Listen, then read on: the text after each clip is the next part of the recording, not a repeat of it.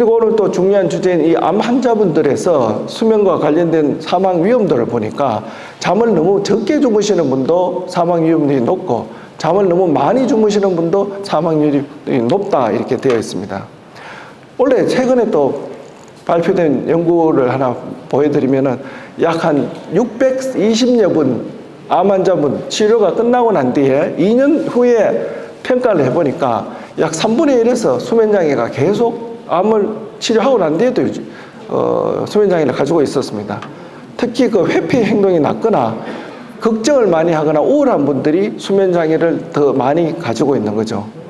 그래서 실제적으로 암에 대한 치료를 하고 난 뒤에도 수면장애를 같이 동반되어 있는 경우가 많아서 암 조기에 우리 예민한 불안이나 우울 그리고 여러 가지 통증들을 선별적으로 잘 관리해 주어야 숙면을 취할 수 있게 된다고 말씀드리고 싶습니다.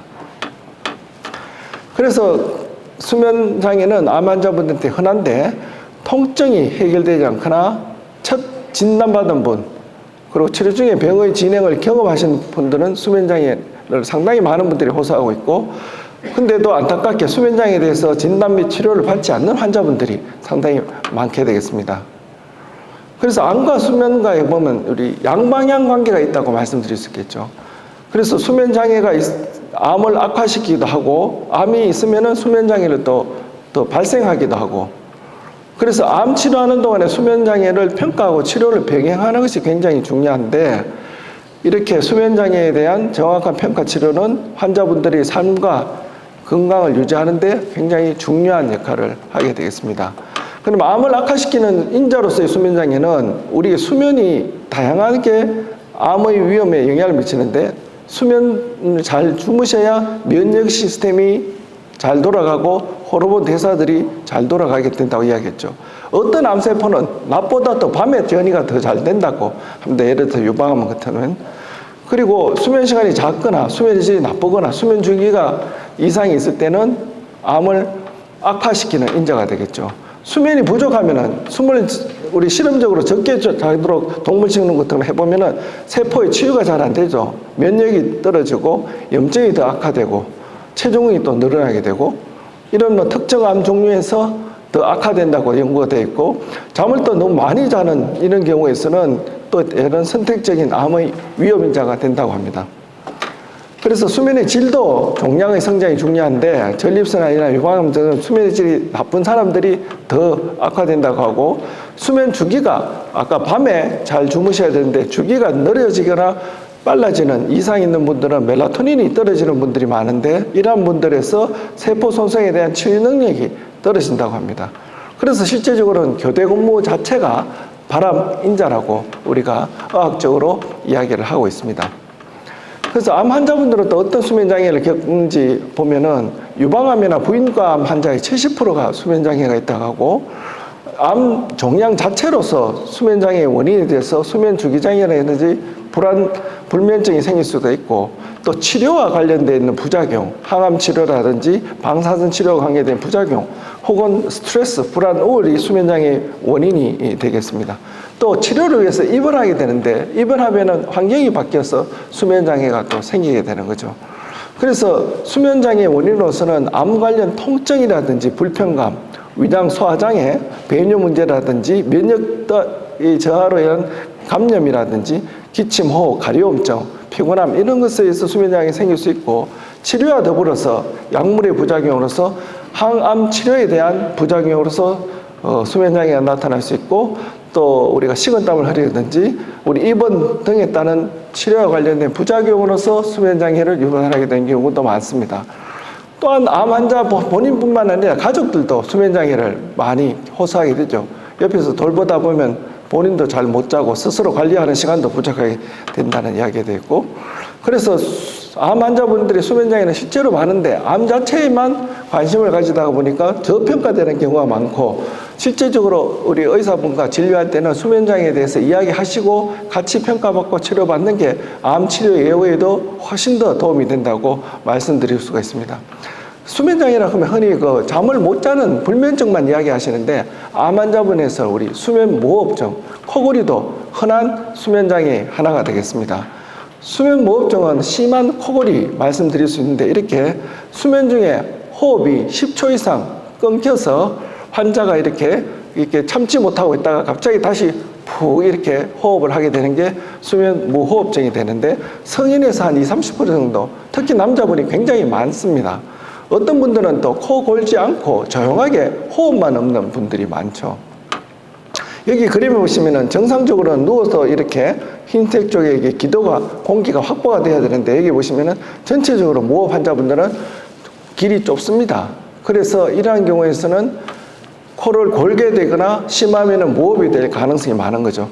그래서 여기 보시다시피 기도는 목젖만 있는 게 아니고 상기도 전체적으로 좁아서 혀가 크든지 뒤쪽으로 누르기 때문에 수면 무호흡의 위험이 높게 되는 거죠.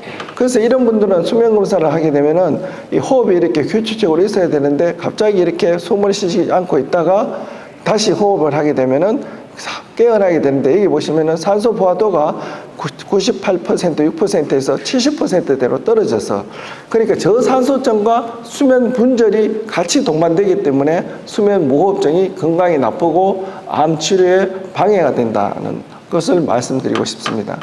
그래서 수면 무호흡증 환자분들은 실제적으로 8시간 주무신다 해도 잠의 구조가 여기 보시면은 깊은 잠이 거의 없습니다. 계속 자다가 깨다가 하는 얕은 잠밖에 없고 산소 포화도도 여기 보시면 70%까지 떨어지고 그죠? 이렇게 계속 호흡이 계속 있으면은 아침에 일어나도 깨어나지 않게 되는 거죠. 그래서 이런 분들이 치료는 우리가 옆으로 돌아 누워서 주무시면 도움이 되는데 옆으로 주무시면은 아마 또 어깨가 불편하든지 그렇게 허리가 불편할 수도 있고 털리 비슷하게 껴서 턱관절을 앞으로 당겨내주는 치료를 할 수도 있는데 이러한 경우에서는 또 턱관절이 불편한 경우도 있습니다. 그래서 가장 표준 치료는 여기에 보시는 양압기 치료가 가장 표준 치료가 되겠습니다. 양압기의 원리는 코로 이렇게 바람을 넣어서 목젖이라든지 혓바닥 등을 밀어서 기도를 확보해 주어서 코골이라든지 수면 무호흡을 치료해주는 근본적인 치료 방법이 되겠고 수면 무호흡증의 가장 표준 치료가 되겠습니다. 그래서 이렇게 보시면은 이렇게 여러 가지 모양의 마스크 종류들이 있어서 상당히 또 불편함을 줄여주는 그런 다양한 방법으로서 무호흡을 치료하고 있습니다. 그래서 이런 무호흡 환자들이 여기 보시면은 밤새 코를 골고 산소가 떨어져 있지만 양압기를 착용하면은 여기 보시면 이때부터 양압기 착용했거든요. 산소가 어떻습니까? 정상적으로 돌아오고 수면에 깊은 수면이 다시 나타나게 되는 거죠. 이렇게 수면이 회복하여야 아침에 일어나도 개운하게 되고 낮에 졸립지 않게 되고 우리 몸의 면역이 높아지고 건강을 유지할 수 있게 되는 것입니다. 다행히 수면 다운 검사 이러한 경우에서는 그 수면 무호흡증 치료는 양압 치료 모두 보험이 됨으로써 여러분도 적극적으로 이렇게 수면에 대해서 코골이가 있든지 호흡이 중간에 멈춘다든지 이런 증상이 있을 때는 검사를 받아보시면 좋을 것 같습니다. 그러면 또 다른 진단 치료 방법은 어떤지 보시면은 이렇게 그 수면 문제 자체를 인지를 하는 게 중요합니다. 보통 암 진단 받으면은 통증, 암에 대한 그 불안 이런 게 우선적으로 느끼고 불편함을 호소하는데 실제적으로 진단 이후에는 숙면이 잘 안 되는 경우도 많죠. 그래서 이런 분들은 일기, 일지, 여기 보시면 수면 시간을 체크하는 표가 있죠. 그죠?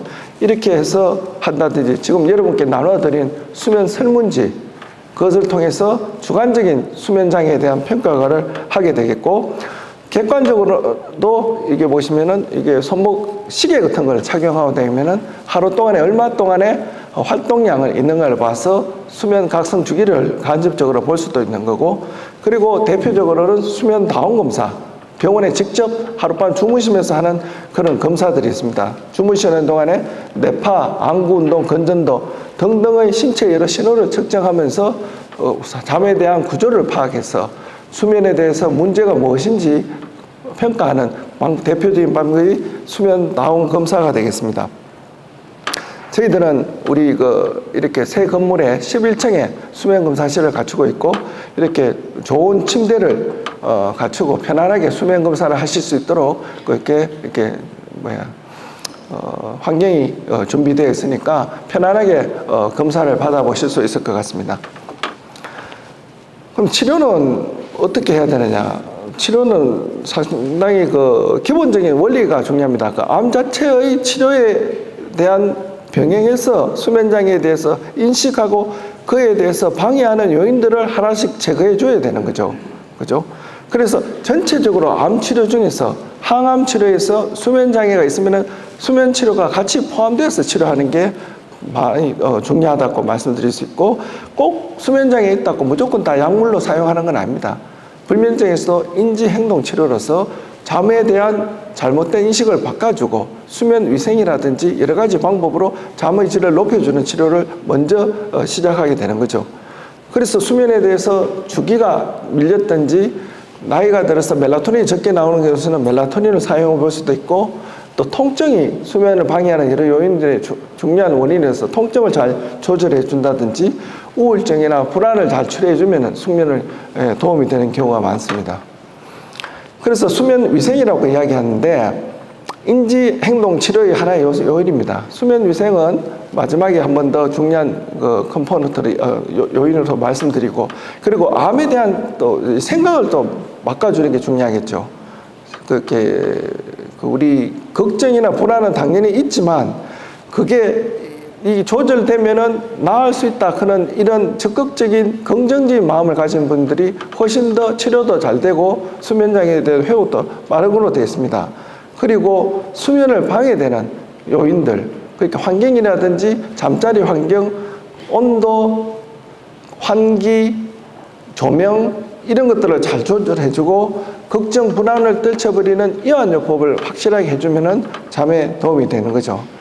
여기 저희들도 이렇게 불면증에 대한 여러 가지 컨텐츠들을 유튜브에 올려서 제공하고 있는데, 여기 보시면은 저희들 수면센터의 유튜브 사이트입니다. 여기 아마 핸드폰으로 찍으시면은 QR코드로 찍으면 바로 홈페이지로 들어가실 수 있을 겁니다.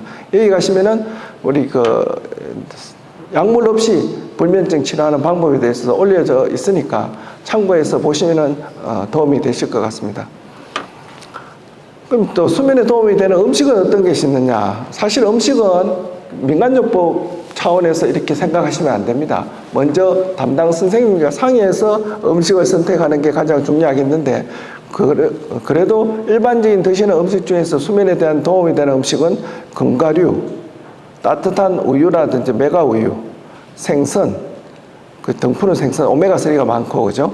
키위, 요즘 타트 체리 이런 것도 많이 홍보되고 있던데, 우리가 쌀 현미라든지 바나나, 마그네슘, 상추, 허브차, 카모마일 등이 숙면에 도움이 되는데, 우리나라에서 건강기능식품 불면증에 관련돼서 팔고 있는 식품들은 4가지밖에 없습니다. 감태, 미강, 락티움, 가바, 이 4가지가 우리나라의 그 불면증 관련 건강기능식품으로 인정받아서 시판되는 내용물들입니다. 그래서 뭐 이렇게 검색할 때 불면증에 도움이 된다 이렇게 광고하는 거 보면은 꼭 이 4가지 성분 중에 하나가 포함되어서 파는 음식들이, 제품들이 되겠습니다. 그래서 이제 행동적으로 어떻게 숙면에 도움이 되는지 말씀드리면은, 침실 환경을 잠자리에 편하고 안락하게 만들어줘야 되는 거죠. 근데 자려고 하는데 옆에서 TV 보거나 시끄럽게 하면 잠을 잘 못 자지 않습니까? 그래서 잠자리 환경은 조명을 어둡게, 우리가 특히 또 대로변에 아파트가 있는 분들은 암막 커튼이 중요합니다. 소음은 없기 조용하게 해야 되겠고, 온도는 조금 시원한 게 좋습니다. 그래야 숙면이 되겠고, 침대와 베개는 본인에게 맞게 세팅을 필요하겠고, 각성이 높아지면은 이완, 뭐 백색 소음이라고 그러죠. 클래식 음악을 듣든지 잔잔한 그런 것을 본다든지, 안 그러면 어떤 분들은 또 뭐 성경책만 보면 잠이 온다 그런 분도 있는데, 그런 자기만의 이완요법을 해보는 게 중요하겠고, 절대 잠자리에서 TV나 스마트폰 보지 마십시오. 누워서 TV 보시는 분들은 습관적으로 많은데 그러면은 숙면에 방해가 되겠습니다. 그리고 누워서 스마트폰 이렇게, 뭐 학생들은 게임도 많이 하는데 그 스마트폰에 나오는 빛이 수면을 방해해서 잠을 질을 떨어뜨리게 되는 거죠. 그래서 운동도 잠에 도움이 됩니다. 근데 너무 늦은 시간에 운동하지 마시고 저녁 식사 전에 운동하시고, 저녁에 미지근한 물로 이렇게 샤워해 주시면 체온이 떨어져서 숙면에 도움이 되겠습니다. 그래서 우리가 웰빙, 건강을 위해서 많이 이야기하는데 좋은 음식 드시고 열심히 운동을 하셔도 숙면이 되지 않으면 웰빙이 되지 않습니다. 그래서 잘 주무셔야 건강도 잘 유지되고 여러 가지 질환에 대한 치유하는 힘도 생기니까 이런 제가 말씀드린 이런 방법을 통해서 수면장애가 있는지 파악해 보시고 좀 숙면을 취할 수 있도록 노력하는 그런 생활 패턴의 변화가 여러분 건강을 유지하고 치료하는 데 도움이 될 것으로 생각이 됩니다. 네, 감사합니다.